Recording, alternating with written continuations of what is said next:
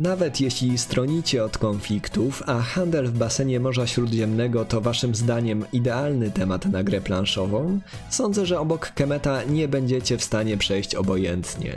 Kemet to zdecydowanie zawodnik wagi ciężkiej.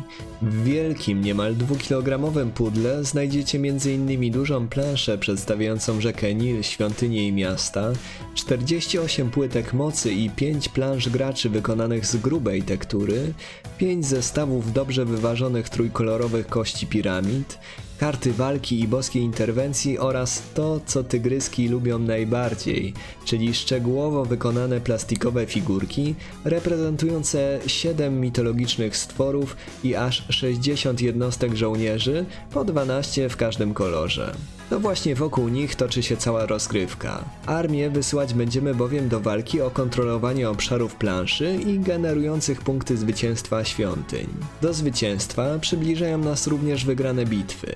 W Kemecie nie sprawdzi się strategia polegająca na próbie zamiany swojego miasta w trudną do zdobycia twierdzę. Aby w trakcie gry zyskać przewagę nad przeciwnikami, należy zainteresować się płytkami mocy. Zależnie od koloru gwarantować będą nam one specjalne umiejętności.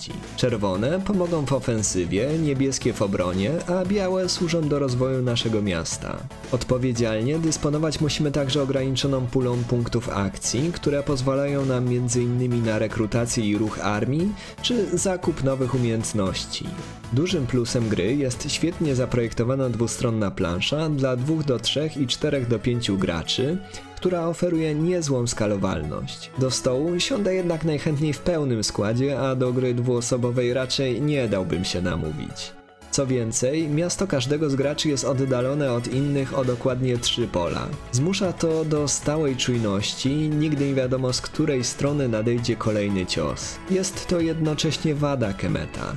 Zazwyczaj końcowa faza gry jest dość przewidywalna i ogranicza się do próby powstrzymywania bliskich zwycięstwu graczy. Nie znaczy to jednak, że rozgrywki są powtarzalne, wręcz przeciwnie, do wygranej wieść może wiele różnych strategii.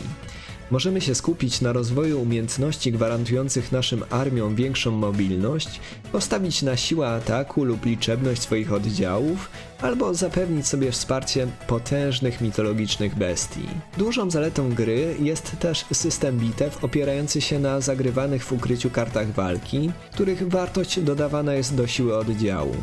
Pilnując tego, jakie karty pozostały na ręce naszym przeciwnikom, możemy z dużą dozą prawdopodobieństwa wyliczyć szansę na zwycięstwo, niewiele zależy tu od losu. Na balans gry pozytywnie wpływa natomiast fakt, że każda bitwa wiąże się ze stratami po obu stronach. W związku z tym rzadko kiedy jedna armia dominować będzie na planszy przez całą rozgrywkę. Podsumowując, Kemet to bardzo dobra gra. Spokojnie może konkurować z Blood Rage'em, do którego często jest porównywana. Powiedziałbym nawet, że bije go na głowę, jeśli zależy wam na czysto bitewnym tytule, o dynamicznej rozgrywce i dużej dawce negatywnej interakcji. Figurki i kości są świetnie wykonane, można co prawda narzekać na grafiki, które już nieco trącą myszką. Jeśli jest to dla was duża wada, polecam z zakupem poczekać na zapowiedzianą już nową edycję Blood and Sand, która w dodatku oferować ma nieco zmodyfikowane zasady.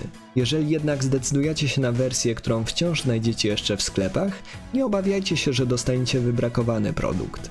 Kemet to kawał dobrego bitewniaka i gra, którą zdecydowanie warto mieć w swojej kolekcji. Bardzo dziękuję za poświęcony czas na obejrzenie tego materiału. Jeśli sądzicie, że jest on wartościowy, zachęcam do lajkowania i subskrybowania. Będzie to ogromna pomoc dla tak małego kanału jak mój. Jaka jest wasza ulubiona gra typu Area Control? Koniecznie dajcie znać w komentarzach.